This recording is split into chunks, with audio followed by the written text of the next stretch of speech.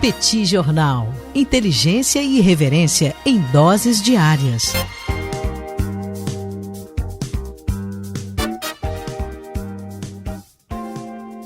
Olá, gente! Bem-vindos a mais um bate-papo do Petit Jornal, um bate-papo semanal. Estamos aqui mais uma vez, eu, Daniel Souza e Tanguy, o Bagdadi, para repercutir um pouco os temas dessa semana. Uma semana quente, hein, Tanguy? Eu não costumo dizer isso, mas essa semana foi quente, muitos acontecimentos.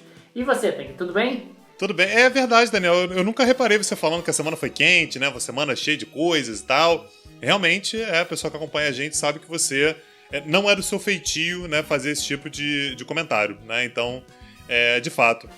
E você, Daniel, como é que estão as coisas? Tudo tranquilo? Tudo tranquilo. Tudo bem, tudo tranquilo. Agora, essa semana, rapaz, o Trump apareceu com Covid-19, Tanguy Bagdadi. O Trump, inclusive, foi ao hospital, acabou passando aí um tempinho no hospital. Essas eleições americanas de 3 de novembro não perdem por esperar, não é mesmo?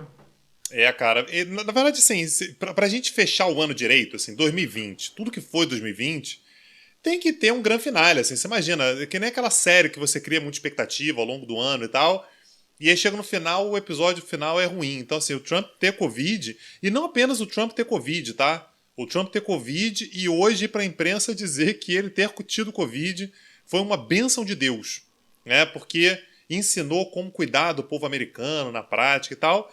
E a pergunta que fica agora, Daniel, é sobre se isso o fortalece ou enfraquece. Eu tenho minha hipótese que, na verdade, ele sai enfraquecido, né? A população americana já vinha respondendo, principalmente nas pesquisas, que entendia que ele vinha lidando muito mal com a pandemia, né? Assim, a forma de lidar com a economia, a forma de lidar com a saúde e tudo. O fato dele ter pego a Covid mostra também um certo relaxamento, né? Assim, não tomou conta da coisa da maneira como deveria. Eu não sei como é que você tem visto isso. O que acabou, dentro da minha visão, né, você enfraquece a posição do Trump, né? Eu acho que a própria colocação dele de dizer que foi uma bênção, foi algo positivo, etc., me parece que ele mesmo entendeu que não é algo positivo, né? Ele passava aquela imagem de força, aquela imagem de alguém que peitava o vírus, de que enfrentava o vírus, de que não usava máscara, e uma vez contaminado, teve aí que utilizar um coquetel de remédios, teve que ir para o hospital para ter um monitoramento um pouco mais próximo. Então não foi uma boa notícia não. Acho que isso enfraqueceu a posição do Donald Trump dentro de uma corrida eleitoral que está acirradíssima. Aliás, essa semana, inclusive, eu gravei uma coluna sobre isso. Ele não conseguiu levar adiante as negociações de um novo pacote de estímulos econômicos, o que é uma péssima notícia para ele, afinal a eleição está vindo aí e a economia americana dá sinais de que está tendo muita dificuldade para tracionar, está tendo muita dificuldade para se recuperar. Então, em minha avaliação, o Trump tem tido aí uma sequência de notícias ruins.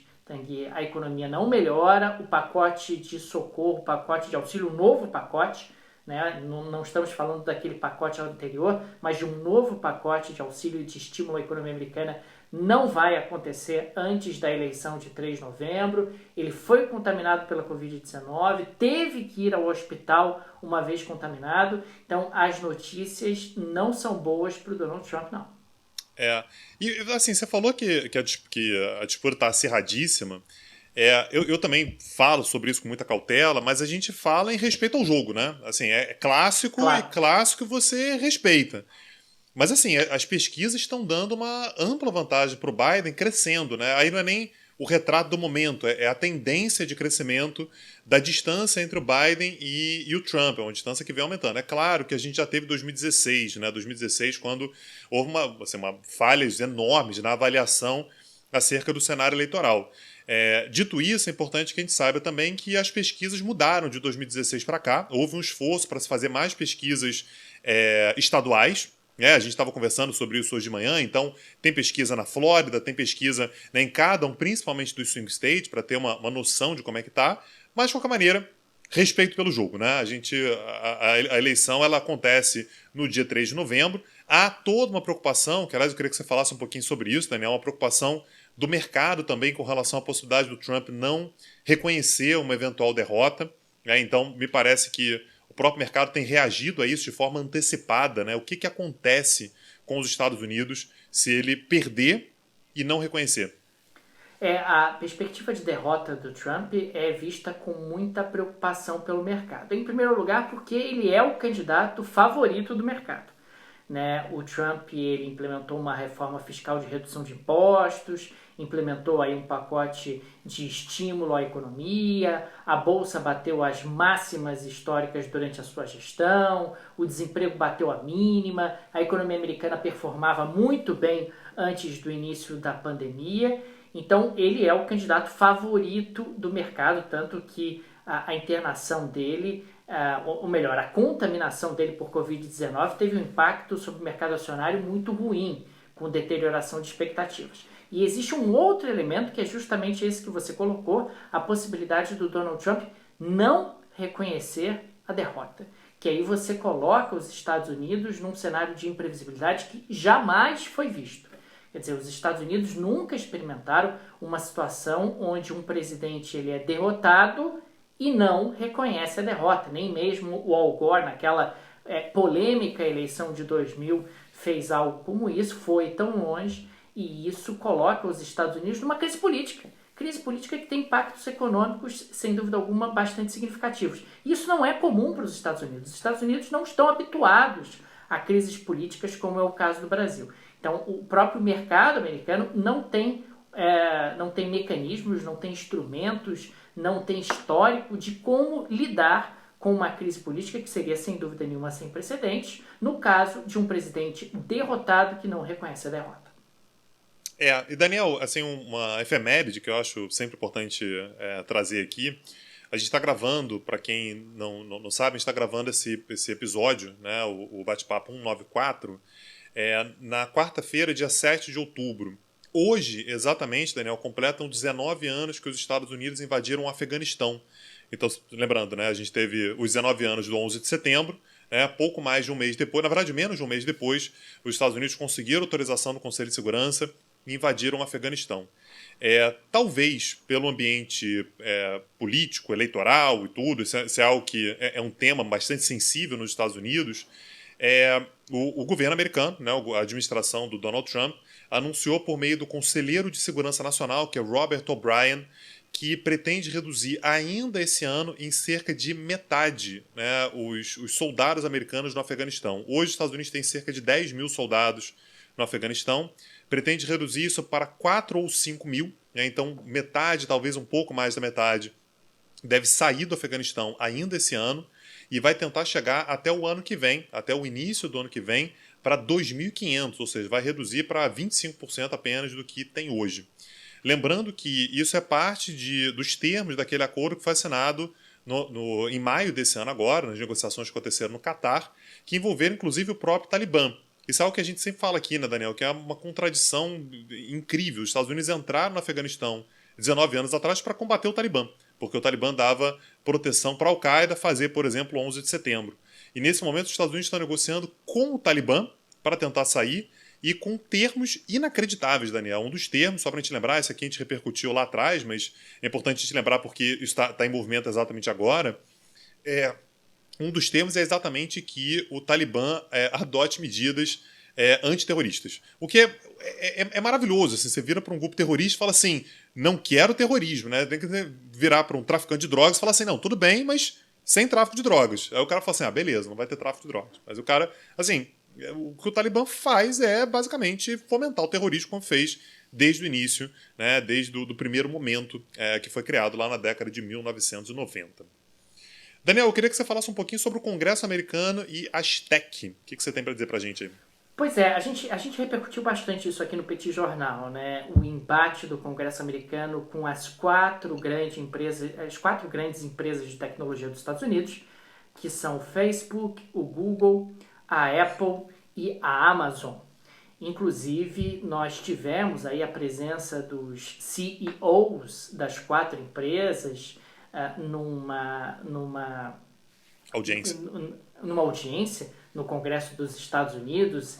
a respeito de práticas anticompetitivas, né? E nós, inclusive, repercutimos que, na altura, o Mark Zuckerberg fez uma declaração que me pareceu muito inteligente, dizendo, olha, nós somos empresas americanas, seguimos valores americanos, ao contrário dessas empresas chinesas que estão entrando...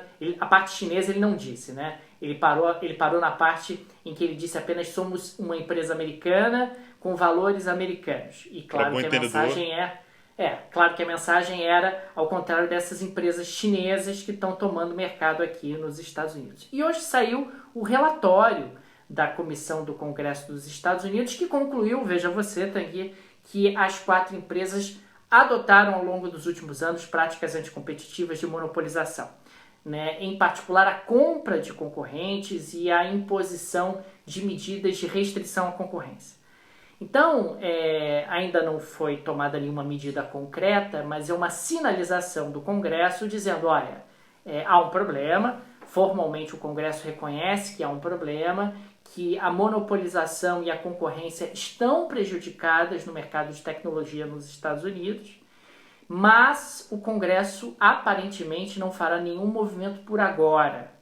Não fará nenhum movimento por agora porque temos eleições em 3 de novembro, e não fará nenhum movimento por agora porque há aí uma disputa em relação à China, que inclusive a gente explorou bastante aqui na nossa aula gratuita do Petit Jornal, e o Congresso, claro, não vai entrar nessa bola dividida enquanto não houver uma definição. Então, o que aconteceu até agora foi simplesmente o Congresso americano reconhecer há um problema, mas isso nós já sabíamos. Nós já sabíamos que o Facebook adotava práticas anticompetitivas, que a Apple adotava práticas anticompetitivas, que o Google adotava práticas anticompetitivas para impedir a entrada de concorrentes ou então para comprometer o ambiente concorrencial dentro dos Estados Unidos. Isso não é uma novidade. O Congresso reconheceu, mas ainda não deu um passo além. Me parece que o Congresso está um pouco hesitante em relação ao que fazer. Seja por conta da questão eleitoral, seja por conta da questão em relação aos chineses e aos aplicativos chineses. Beleza, Daniel. Mais uma vez o convite aí, pessoal, assistir a aula gratuita que a gente deu. Eu vou colocar o link na descrição desse episódio. E o título da aula gratuita foi Instagram e TikTok. Só para lembrar, a gente não falou sobre Instagram e TikTok especificamente, mas era sobre a relação entre as techs e questões políticas, geopolíticas, econômicas, relações Estados Unidos e China, inovação, enfim, tudo isso apareceu nessa aula gratuita. Daniel, um dos grandes assuntos da política internacional nos últimos dias, e continua sendo, né, continua sendo alimentado como um problema, é o conflito entre o Azerbaijão e a Armênia, né, por conta da região ali de Nagorno-Karabakh. A Armênia, ela o tempo todo se escora, né, na possibilidade de contar com a ajuda da Rússia. Isso porque tanto a Armênia quanto a Rússia fazem parte da chamada Organização do Tratado de Segurança Coletiva, que envolve, além deles dois, também Belarus, ou Bielorrússia, Cazaquistão, Quirguistão e Tajiquistão. Então, o que a Armênia diz o tempo todo se eu for atacado, e eu estou sendo atacado, eventualmente eu posso invocar essa organização e a Rússia vem em meu socorro. Pois bem, a Rússia, por meio do seu chanceler, o Peskov, hoje, disse que não é bem assim, né? Que a situação não é tão simples assim. Por que não é tão simples assim? Porque a região de Nagorno-Karabakh, muito embora ela tenha maioria de armênios, ela fica no território do Azerbaijão. Então o que a Rússia disse a organização não se responsabiliza por situações como essa. Então o que está tendo nesse momento em primeiro lugar, um balde de água fria sobre a Armênia, não dá para contar com uma eventual presença russa do seu lado, militarmente ao menos, e está havendo uma articulação do chamado Grupo de Minsk. O Grupo de Minsk é composto por França, Estados Unidos e Rússia, né? Então assim, colocando Estados Unidos e Rússia do mesmo lado, dialogando, né, acerca dessa questão, para tentar resolver a questão de Nagorno-Karabakh. A gente teve uma situação curiosa porque o Grupo de Minsk está se reunindo ao longo desses dias, na verdade entre hoje e quinta-feira, em Genebra. E aí é curioso porque os chanceleres do Azerbaijão e da Armênia foram para lugares diferentes. O chanceler da Armênia foi para Moscou, lembrando, né, assim, a aliança, e o chanceler do Azerbaijão foi para Genebra. Não está claro ainda como é que essa negociação vai acontecer, mas aparentemente o recado que Estados Unidos, França e Rússia estão tentando passar é: os adultos chegaram, tá? As crianças estão brigando, uma tá puxando, né, o paninho da outra, roubando, né, os sucrilhos da outra, mas agora os adultos chegaram. Isso porque vem existindo ao longo dos últimos dias uma preocupação real de que esse conflito ele se expanda. A Turquia está de olho, o Irã está de olho, todo mundo tem interesse ali na região, então é algo que de fato vem mobilizando as principais potências do planeta Terra nesse momento, com exceção da China, né, que é potência também, mas não quer se meter nesse tipo de assunto. Mas existe a perspectiva de um conflito militar em larga escala ou isso ainda é uma possibilidade remota? O conflito entre a Armênia e o Azerbaijão está rolando. Você está tendo um conflito assim, grave. Mas existe a possibilidade de outros países se envolverem militarmente? Então, aí os outros países da região estão dando sinais o tempo todo de que estão de olho. Então, por exemplo, o Azerbaijão disse que a Armênia mirou com um dos seus mísseis um gasoduto importantíssimo que liga o Azerbaijão à Turquia. A Turquia, portanto, está de olho. Lembrando que Turquia e Armênia têm problemas históricos. Você tem a questão do genocídio armênio, você tem o Irã que está anunciando para os dois, não se meta no território iraniano. Se você pega aquela região ali, é muito país ali com muito interesse geopolítico num espaço pequeno.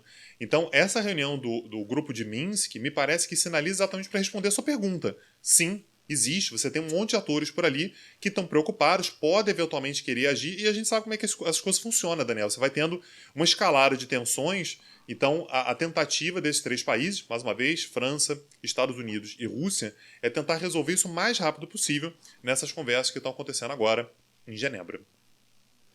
Ok. E Argentina, Daniel, me conta aí. Tanguy, essa semana a Argentina reabriu negociações com o Fundo Monetário Internacional. Ah, não acredito. É importante lembrar que a Argentina captou um empréstimo relevante no ano de 2018, ainda na gestão de Maurício Macri.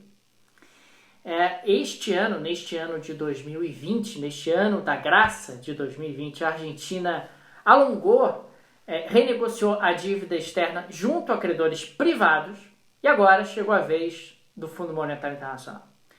Em bom português, a Argentina está dizendo: devo, não nego, pago quanto puder, vamos alongar essa dívida, vamos alongar esse prazo.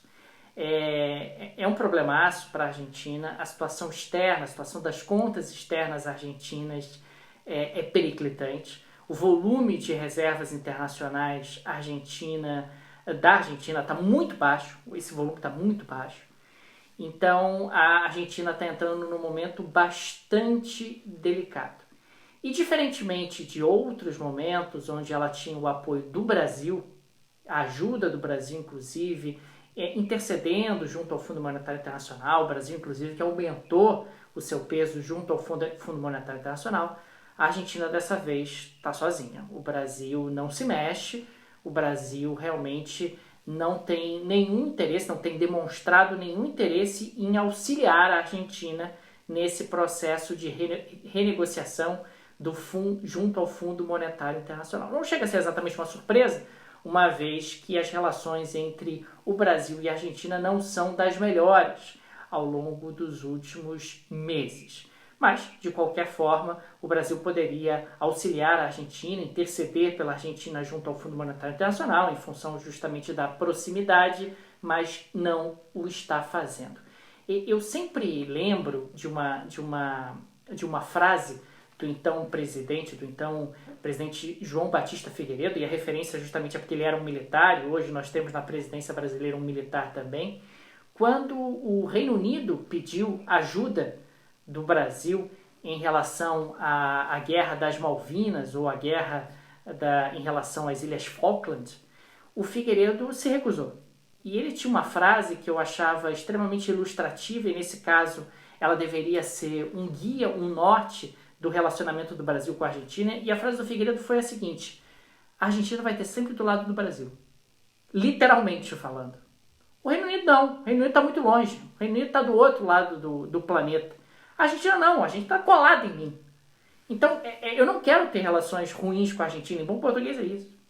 E não é isso que a política externa brasileira tem feito ao longo dos últimos meses, o que, na minha avaliação, é um erro. Eu acho que o Brasil precisa ter boas relações com a Argentina sempre. não importa quem seja o governo, mesmo que nós não tenhamos aí um certo alinhamento ideológico, ok, isso faz parte do processo, mas a Argentina é um país irmão, é um país importantíssimo para o Brasil, e a renegociação da dívida externa argentina interessa ao Brasil.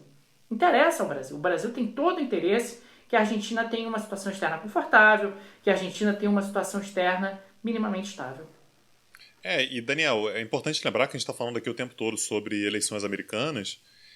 O resultado das eleições americanas pode deixar o Brasil numa situação muito difícil também, né? Na eventualidade de uma vitória do Biden, a gente fica procurando aqui quem seria o parceiro primordial do Brasil a partir desse momento e a gente não encontra. Não é a Argentina, não é a China, não são os europeus. O Brasil está em rota de colisão o tempo todo com a Merkel, tem uma relação péssima com a França, do Macron. A gente não tem muita saída, não tem muita escapatória. Talvez o principal aliado do Brasil, na eventualidade de uma vitória do Biden, se torne um Netanyahu, assim, que está em Israel, que não é exatamente um aliado de primeira ordem para o Brasil, que também está numa situação complicada lá domesticamente. Enfim, então, a situação da Argentina, na verdade, ela acaba ilustrando também o posicionamento brasileiro de uma forma mais ampla. E aí eu quero lembrar também, Daniel, do que a gente falava aqui no Petit Jornal em outubro do ano passado, durante a eleição argentina.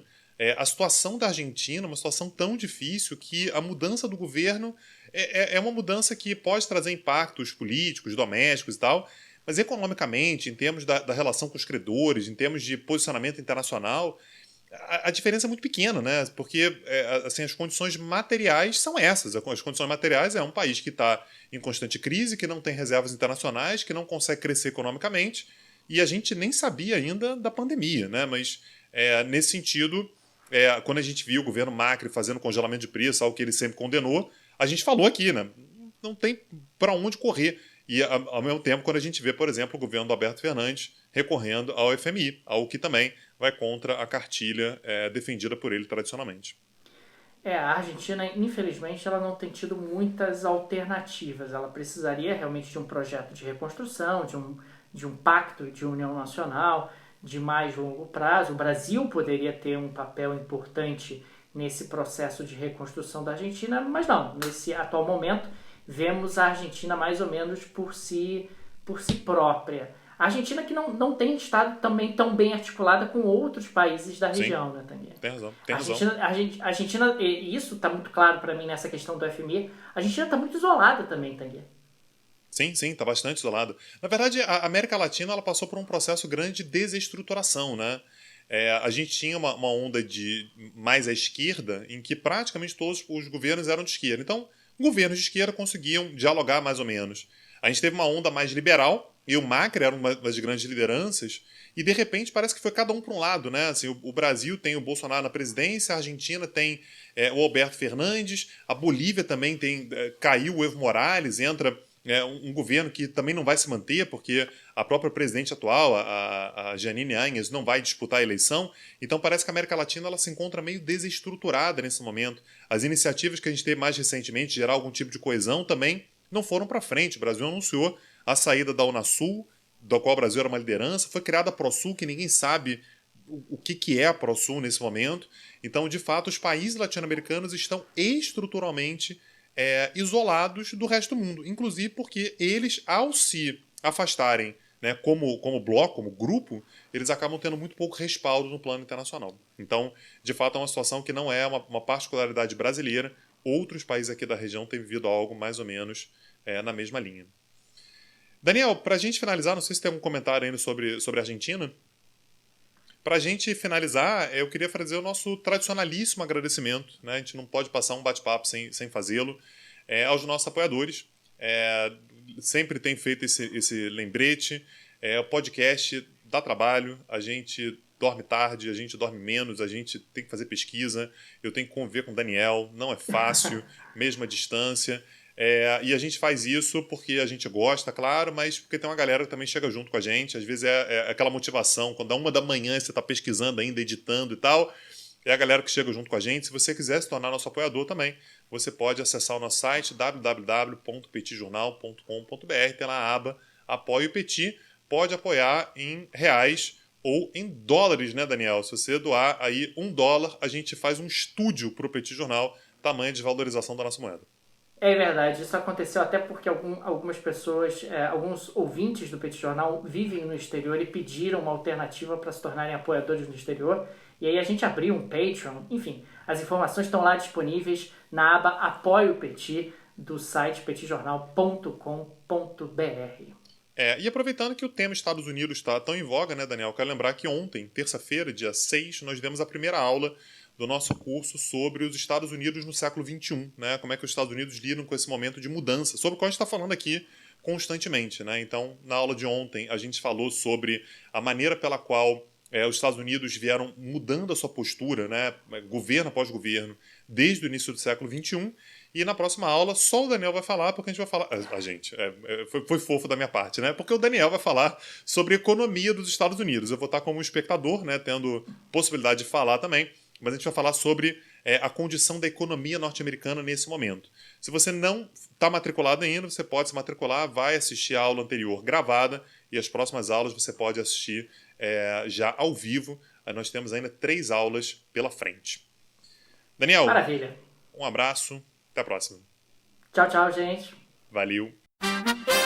Petit Jornal. Inteligência e irreverência em doses diárias. Agora, o Petit Jornal está na web www.petitjornal.com.br.